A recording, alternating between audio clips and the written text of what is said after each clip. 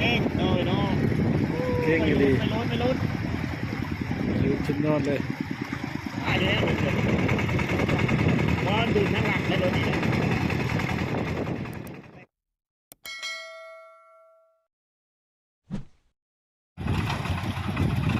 ถ้าจะมาดีทุกคนนะนี่ก็มาเบิ่งการข้ามนำเนาะพี่น้องชาวบ้านแสนเนาะหรือว่าบ้านตาดบ้านกระโต้ยเนาะเขามาแต่พุ่นแหละทางไปบ้านตะโยงให้คนแกนำเรียกขายมันเนาะนี่ต่างๆทุกคนจะเห็นประชาชนเขตนี้เขาจะมาข้ามนำในน้ำเชลนองเนาะวิวก็สวยงามทุกคนแต่ว่าบนทางเช่นนี้จะไปได้ในฤดูแล้งเนาะถ้าฤดูฝนนี้จะไปบ่ได้ทุกคนไปบ่ได้เลยเนาะต้องใช้เหือเนาะเหือใหญ่เนาะการแก้มันต้นเนาะสายไผ่น้ำแต่นั่งไข่แต่ว่าเส้นทางนี้มันเป็นหินนะที่ส่งไปเนาะชาวบ้านแห้งส่วนเขตนี้จะมาข้ามแม่น้ำตรงนี้เนาะข้ามน้ำตรงนี้หลายพี่น้องเนาะหากินหากระลายทุกคนเขตนี้แบบเนาะเขตชนบทชาวบ้านแสนทุกคน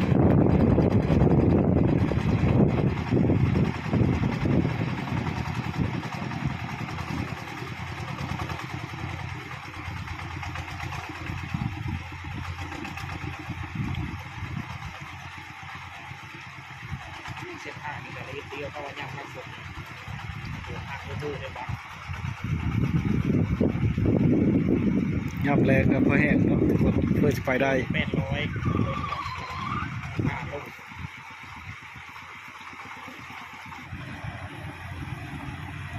ีนิ่งๆไหมเดี๋ยวตีไหม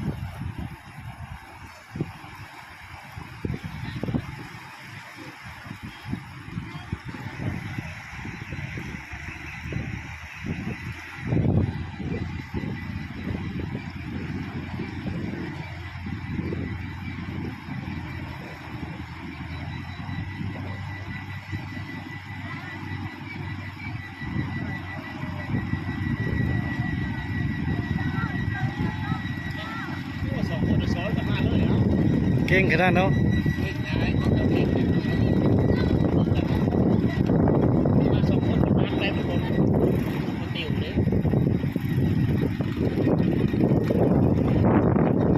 นี่ก็จะเป็นแบบว่า เต็มรถเนาะว้าเครื่องเต็มเลย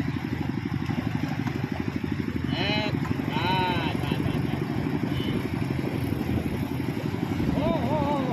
เก่งขนาดรถแห้ง เอ็ดโอ้โหโอ้เก่งเลยเนาะ เก่งอยู่ดี ไม่ลุ้น อยู่ชุดนอนเลย เอานี่แก้มาต้นไม้แล้วนี่ ต้นกันแกเป็นต้นมีสิรอดบ่รอดเนาะมาอีกแล้วแกเป็นต้น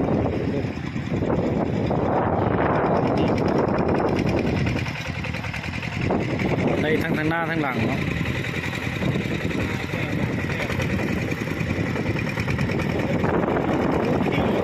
ขี้รถแห้ง ผมฆ่าอยู่แล้วเพราะดูทั้งหลังได้รถนี่แหละแรงมากรถไฟเขาโอ้คนขับรถ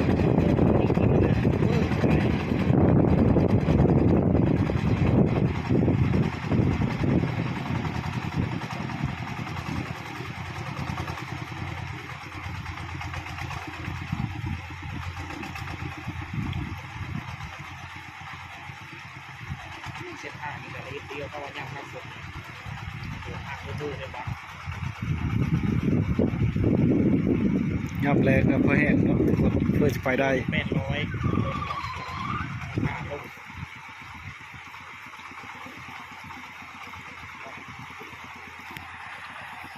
นี่เป็นกระพุ้นน้องแต่ให้แต่หน้าระยำมากินแรงคนมันต้นบ่เยอะแล้วแหละเยอะแล้วแหละ ยังบ่หลายปานใดอีกแล้ว คือการที่เฮาก็เยอะแล้วเลยฮะควายเฮ็ดล้มหมดเลยหน้าพ่อเชี่ยแหมโดยแม่นแล้วบ่เป็นหยังวันนั้นชนะรู้ตะดำอีแมน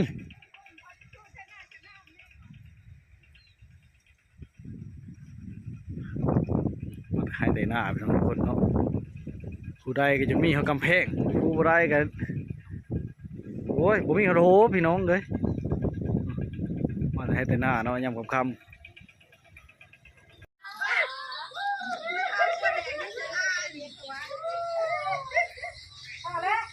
พักเฮ็ดนมพา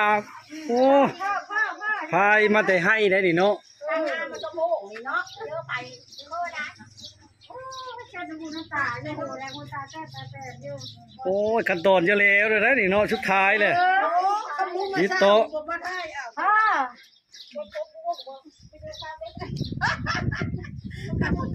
อ่าแล้วต้นใหม่เลยแกงนะ ไอ้กุจาน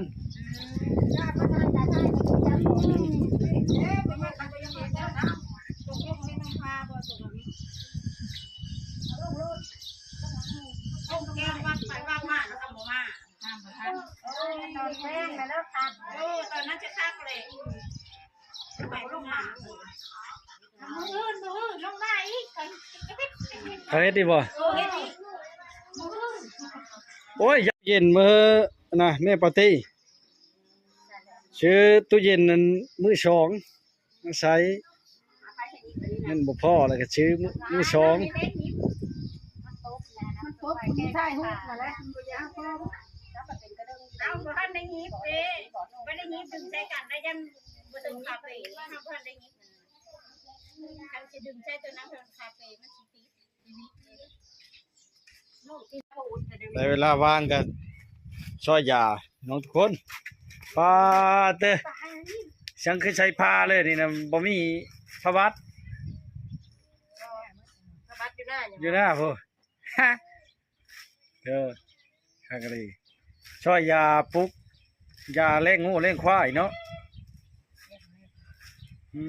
ช่วยแล้วเราไปตาได้เนาะแต่เก้าในะเห็นเต็นพี่น้องชนเผ่าบุรูเนาะ อันผัวพลปลาเฮอละเมียซอยเนาะบัดนี้ชนเผ่าผู้ไทยที่มันแห้งคักพลปลาก็พลปลาเองเนาะช่อยเองชูบเลยพ่อชูบผัวชูบ คักขนาด จะก็ว่ามาวิทย์กันเป็นตัวกัน